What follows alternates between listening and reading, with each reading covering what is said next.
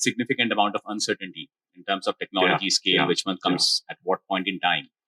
However, businesses can operate, or banks and lenders can operate when there is a predictability of action, even amongst this uncertainty.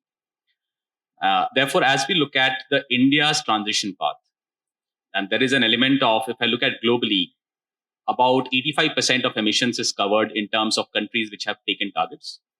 65% have taken net zero targets, but not yet gone ahead into the transition roadmap, sectoral roadmap. India is amongst them. There is about 15-20% countries in terms of emission who have gone ahead and developed their sectoral transition roadmap. And that is important because eventually we will have to deal with increasing electricity consumption or usage, decreasing fossil fuels, increasing penetration of low carbon fuel, acting more on energy efficiency and demand management, and then looking at carbon capture and carbon storage technologies.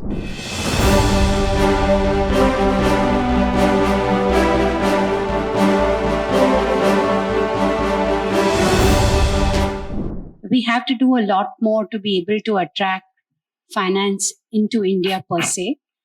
Globally, I think most of the financing, as we are all aware, have gone into sustainability linked or ESG linked bonds, if I may say. Blended finance has been another such vehicle really to go for it.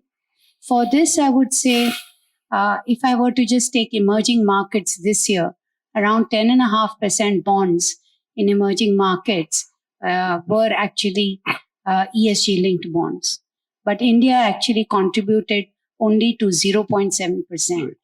If I look at China, it was 25, Korea was 20, even Malaysia was around 10% or so. So I agree with you, we have to do a lot more. One of the things is our bond markets are not yet opened up. So that's a separate and a wider issue. Right. Because to attract capital, we do need to open up bond markets and get them included in the indices. As a result, flow of capital actually growingly, goes on passive funds.